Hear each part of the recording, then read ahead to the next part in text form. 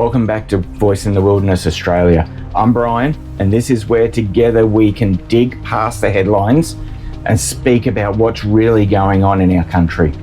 Today we're going to be confronting a story that should matter to every working class Australian: the rapid disappearance of cash from everyday life and what it means for your freedom, your independence and your wallet.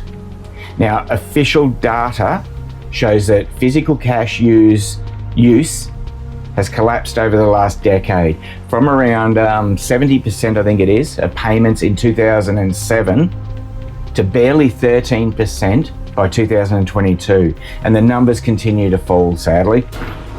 And meanwhile, the banks are closing branches, ATMs vanishing, and government policy is silently reshaping the way that we must pay for our very lives themselves, how we must do everything. It wasn't consultation, it was dictatorship. You will do it this way. But here's the truth that most of the politicians and the bankers won't tell you. This digital turn slashes convenience for the vulnerable and supercharges the profits for the powerful. Stay with me and we'll go through it in a minute.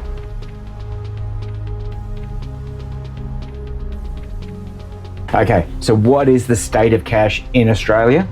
Let's lay out just a few facts. Millions of Australians are now at risk because cash access is disappearing fast. Towns that once had multiple cash outlets now have none. Bank branches, places where people could talk to real humans and handle real money, have halved in number over the decades. And more than 300 communities have little or no cash access points, especially outside of the major cities. And that's a problem for regional towns, for people living in little back country towns that don't have banks, that all they've got is possibly a post office. And this matters because cash is more than just mere currency. It's real. It's tangible, it's dependable money that doesn't drop out when your phone battery dies or when a cyber attack hits the bank server. Have you thought about that? You see people in cities, they go around, they use their smartphone to pay for this, pay for that, flashing their smartphone everywhere. What if their smartphone dies when they're out in the streets? What if they get a flat battery or they've got no cell service, no signal service? They're stranded. They can't get fuel, they can't get food, they can't go anywhere because cash will not be allowed. Okay, so that's just one point. So let's look at who's being left behind and who is most affected by the disappearing dollar in Australia. And to start with, we have the elderly. Older Australians grew up with cash. I grew up with cash. Many don't trust complicated apps, they don't carry smartphones, or they can't easily learn new tech because it's changing so rapidly. I know so many old people that they don't know how. All they know on their smartphone is how to make a phone call. And we can't expect them to have to change their whole way of thinking to learn this. It's without cash, some of them will struggle to pay their bills. They will struggle to buy groceries and they will struggle to even get their pension out of the bank at all. Now, according to disability advocates, some disabled people rely entirely on cash to maintain their autonomy and safety. For them, online banking isn't just inconvenient, it's actually a barrier to them. And rural and regional Aussies often face poor internet connectivity and limited banking facilities anyway. In many places, the only cash access has vanished, making basic economic participation impossible without digital infrastructure that simply doesn't exist. Low-income families are a massive target for this agenda because research has shown people on lower incomes are more likely to use cash for daily expenses. If cash disappears, These households are forced into systems with fees, with minimum spends, and reliance on banks that often charge for digital transactions. No more going to the market and paying cash for your groceries. No more having a garage sale where you sell items to make a bit of extra cash. The government wants to watch and see everything you're doing, and that's not good. So let's quickly look at why this benefits banks and corporations, and talk about who wins when our cash disappears.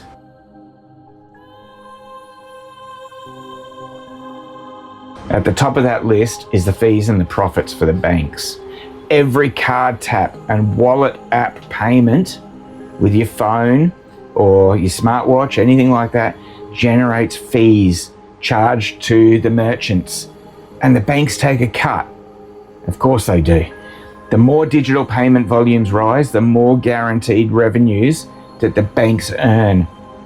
And I think it was Commonwealth Bank just have been, they just got fined for taking $270 something million in fees from low income earners when they shouldn't have done.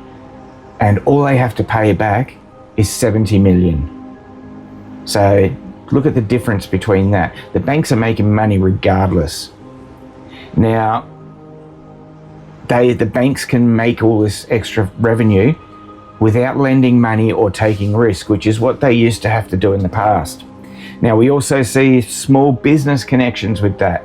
The data and the corporate control. When every transaction is digital, every purchase is data. You are data. Corporations use this rich behavioral data to price discriminate, to target offers, and to maximize their profits. And you get no share at that economic value. In fact, you pay for it.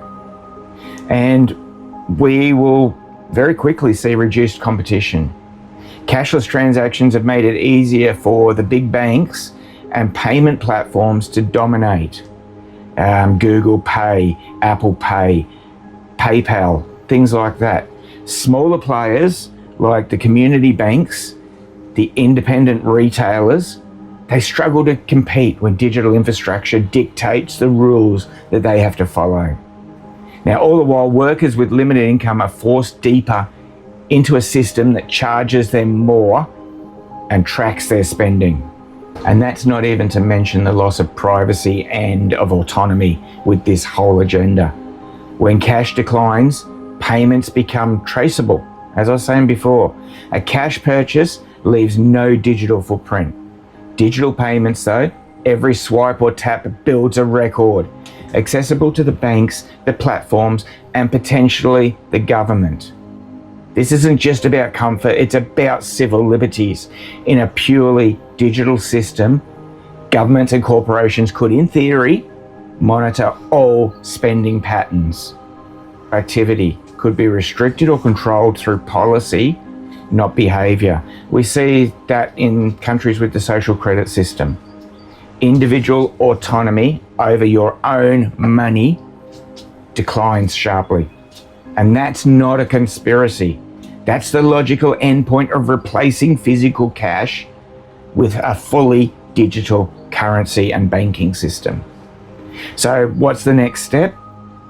Let's talk about digital currency, the next frontier of it. Governments around the world are exploring central bank digital currencies, the CBDCs, essentially government-issued digital money. Proponents argue they improve transparency and reduce fraud. For you and I it does, but not for the bigwigs who own these corporations. And there is a catch. Once all money is digital, your spending choices could be politically monitored. Negative interest rates could be imposed with no escape to it. Your digital wallet could be frozen or reduced without physical cash alternatives.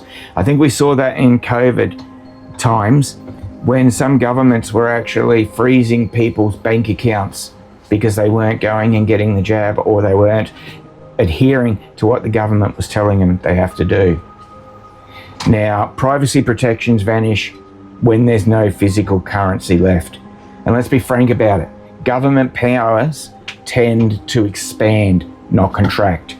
With digital currency, central authorities could impose policies without meaningful public oversight. And that's dangerous for you and for me and for every other person, especially low-income and middle-income earners out in the society. Okay, so I want to try and put this into clear language for every Aussie to understand. What does this mean for you and your mates, your parents, your community? If, say, you're on a low wage, a pension, or a fixed income, you now depend on banks to access your own money, the banks or the post office. If your internet goes down, you couldn't watch videos like this, and that's a shame. But you could also lose access to your funds, your money, immediately. If you're elderly or disabled, your only reliable way to pay could vanish right before your eyes, just to a blank screen. If you like privacy, that disappears as well with every digital transaction. This is an abstract theory. It's happening right now in towns across Australia.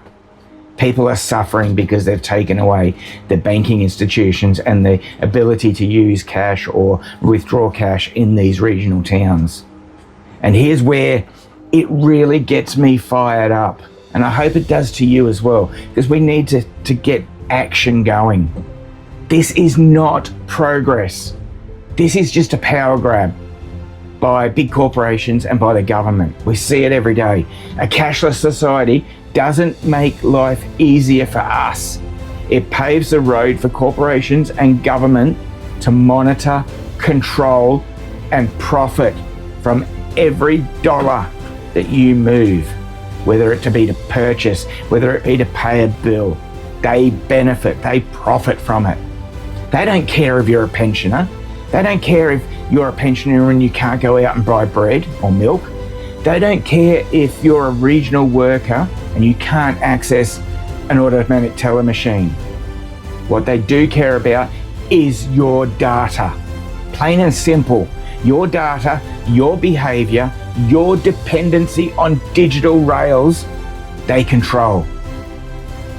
And the unearned profits they collect from every single swipe of your phone or your card.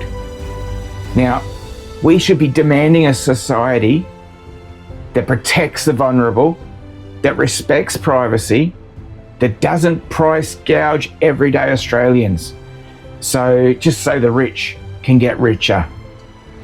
If you're tired of being squeezed by the banks and you didn't know much about this digital currency, just do some research, look into it. I'm sick of being squeezed by the banks. I'm sick of being ignored by the politicians and cornered by digital systems designed without our consent. Then, if you're the same, stand up, speak out, and let your voice be heard.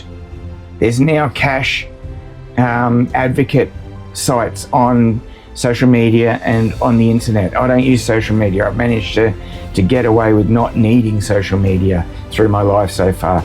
And I see that as a good thing. And I won't use it, even if they're saying that you have to use it to pay for things. I refuse to. I've never had a problem paying for things in the past. I'm not going to bow to the government now. Because once cash is gone, which of the tiny little freedoms that we have left is going to be next on the chopping block? I ask you that.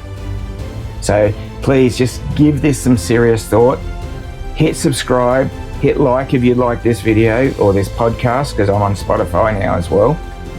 And just leave a comment, but make sure you subscribe to build this channel up so I can keep getting these stories out to you about what's going on in Australia and sometimes around the world that is not going to be beneficial for us as a community.